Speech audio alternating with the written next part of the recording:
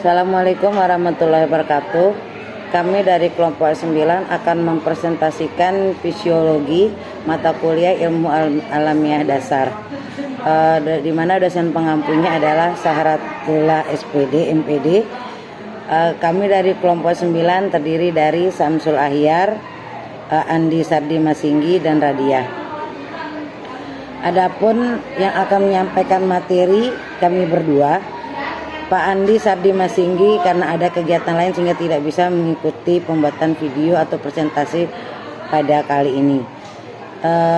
Untuk menyampaikan materi pertama, kami silakan kepada Saudara Samsul Ahyar. Assalamualaikum warahmatullahi wabarakatuh. Slide yang pertama, pendahuluan. Fisiologi, ilmu yang mempelajari fungsi organ dan sistem dalam tubuh makhluk hidup. Poin yang kedua, pentingnya fisiologi untuk memahami kesehatan dan penyakit. Poin yang ketiga, fokus sistem saraf. Slide yang kedua, poin-poinnya. Fisiologi merupakan ilmu yang mempelajari fungsi organ dan sistem dalam tubuh makhluk hidup. Pentingnya fisiologi untuk memahami kesehatan dan penyakit. Fokus sistem saraf, kardiovaskular, pernapasan, pencernaan, dan endokrin. Slide yang ketiga, poin yang pertama, homeostatis merupakan proses menjaga keseimbangan internal tubuh. Yang kedua, metabolisme merupakan reaksi kimia yang menghasilkan energi. Yang ketiga, respon terhadap stimulus, respon tubuh terhadap perubahan lingkungan. Slide yang keempat, sistem saraf. Poin yang pertama, sistem saraf pusat merupakan otak dan sumsum tulang belakang. Yang kedua, sistem saraf perifer, saraf otonom dan somatik. Yang ketiga, fungsi mengendalikan gerakan, memproses informasi, dan mengatur aktivitas tubuh. Slide yang kelima, sistem pernapasan. Yang pertama, ventilasi pulmoner, pergerakan udara masuk dan keluar paru-paru. Yang kedua, difusi gas, pertukaran oksigen dan karbon dioksida. Yang ketiga, pengaturan pH darah, mengontrol kadar CO2 dalam darah.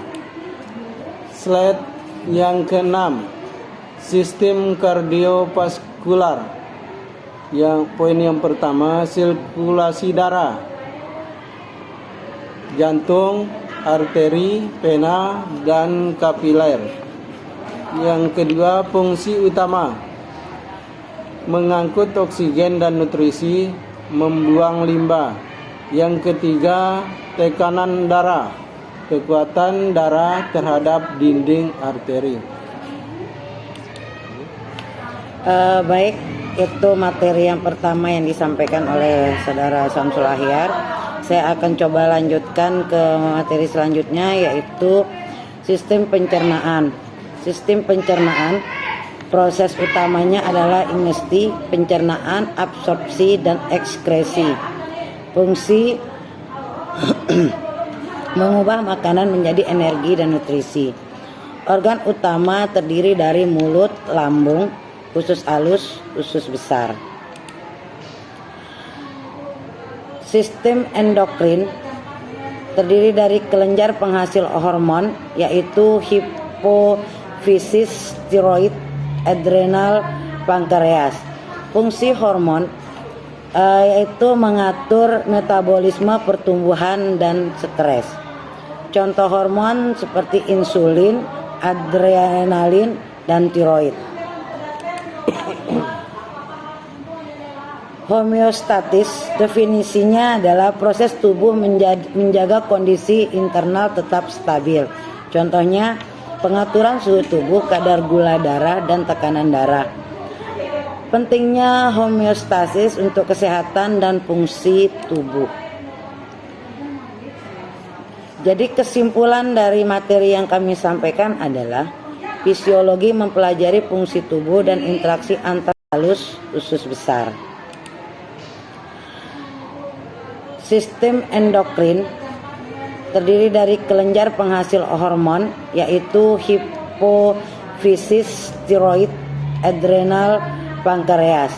Fungsi hormon yaitu mengatur metabolisme, pertumbuhan, dan stres.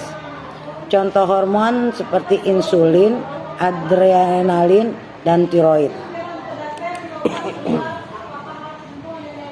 Homeostatis definisinya adalah proses tubuh menjaga kondisi internal tetap stabil. Contohnya, pengaturan suhu tubuh, kadar gula darah, dan tekanan darah. Pentingnya homeostasis untuk kesehatan dan fungsi tubuh. Jadi kesimpulan dari materi yang kami sampaikan adalah fisiologi mempelajari fungsi tubuh dan interaksi antar sistem organ. Setiap sistem tubuh memiliki peran unik namun bekerja sama dalam menjaga homeostatis. Pemahaman fisiologi penting dalam kesehatan, olahraga, dan pengobatan.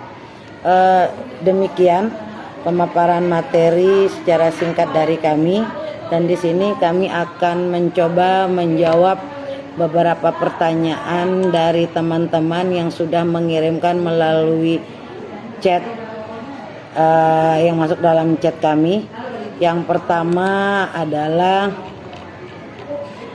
pertanyaan dari Saudara Leni Rahayu yang merupakan perwakilan dari kelompok 7, di mana pertanyaannya adalah apa yang terjadi jika salah satu sistem tubuh kita tidak bekerja.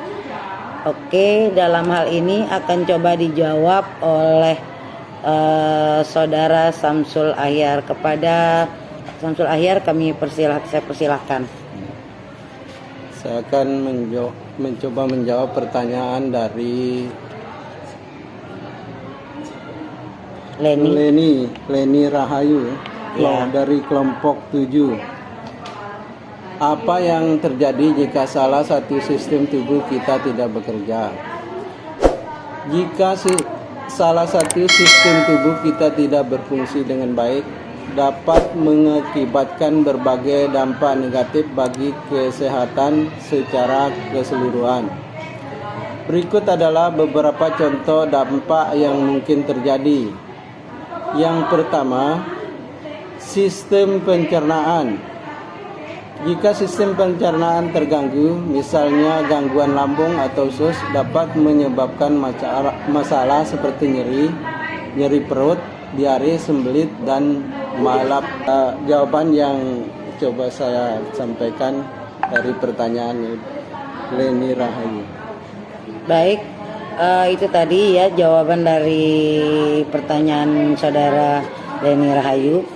Selanjutnya kita akan lihat pertanyaan yang kedua dari Saudari Sri Wulandari, perwakilan dari kelompok 6, di mana pertanyaannya adalah apa yang menyebabkan terjadinya potensial aksi pada neuron. Saya akan mencoba di sini membantu menjawab apa penyebabnya terjadinya potensial aksi pada neuron, di mana yaitu potensial aksi pada neuron adalah perubahan cepat dalam membran sel yang kemungkinan mengirimkan sinyal listrik. Terjadinya potensial aksi dipicu oleh beberapa faktor dan proses yang terkoordinasi. Berikut ini adalah penjelasan mengenai mekanismenya. Yang pertama, stimulasi awal. Kemudian yang kedua, depolariasi. Di sini stimulasi awal itu adalah potensial aksi dimulai ketika neuron menerima stimulus yang cukup kuat misalnya dari neurotransmitter yang menyebabkan depolarisasi membran sel.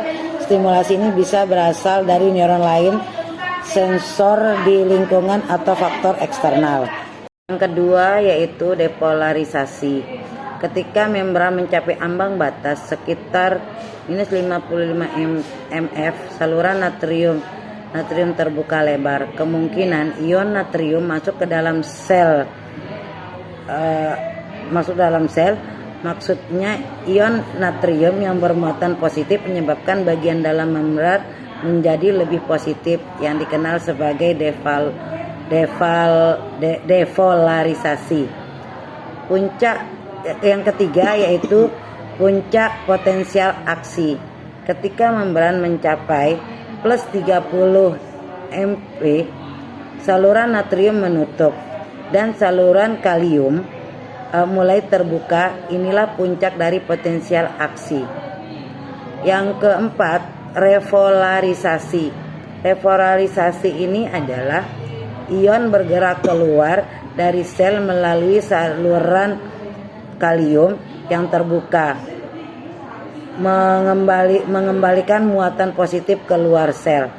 Ini menurunkan potensial membran sehingga menjadi membran kembali ke dalam negatif atau revolarisasi. Yang kelima, hiperpolarisasi dan pemulihan. Periode refraktori. Saluran kalium tetap terbuka sedikit lebih lama, yang menyebabkan membran menjadi lebih negatif dari potensial istirahat normalnya. Suatu kondisi yang disebut dengan hiperpolarisasi. Setelah itu, pompa natrium dan kalium bekerja untuk mengembalikan ion ke posisi semula, yaitu ion natrium keluar dari sel dan ion kalium masuk, sehingga neuron kembali ke potensial istirahatnya. Proses ini memungkinkan sinyal listrik dari Husna. Ya, saya akan mencoba menjawab pertanyaan dari Husma. Pertanyaannya, sebutkan organ-organ penyusun sistem pencernaan dan fungsinya.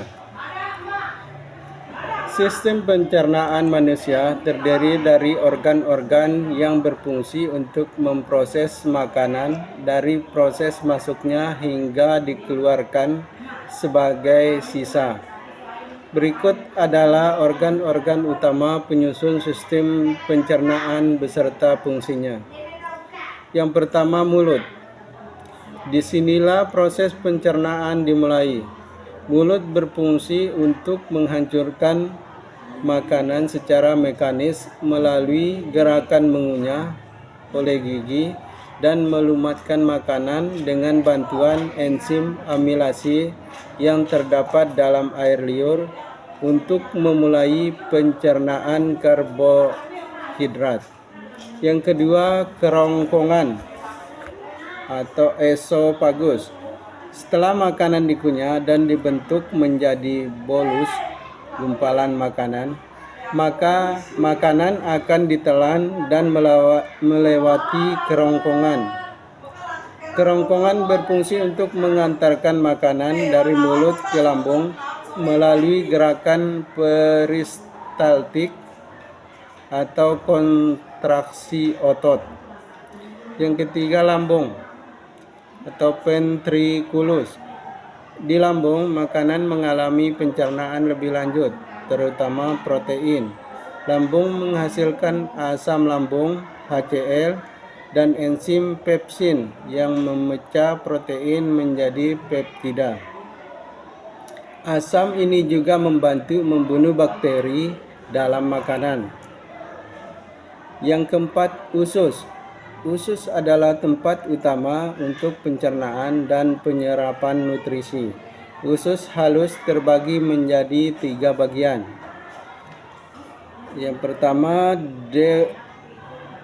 duodenum.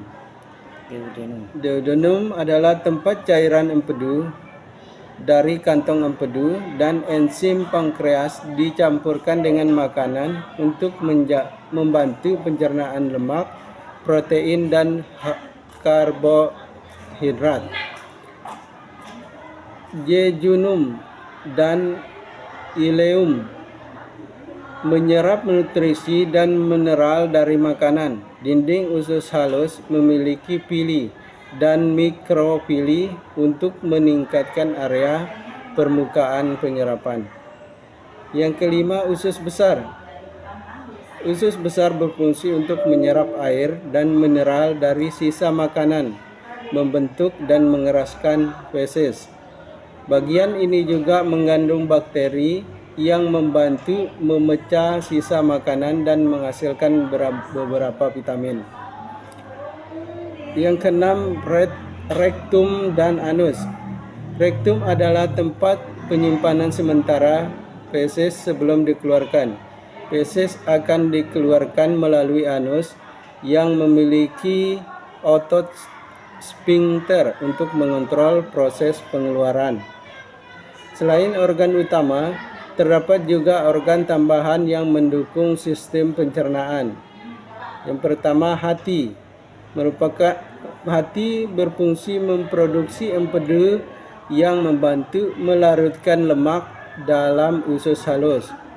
Yang kedua, kantong empedu berfungsi menyimpan empedu yang diproduksi oleh hati dan melepaskannya ke usus halus saat diperlukan.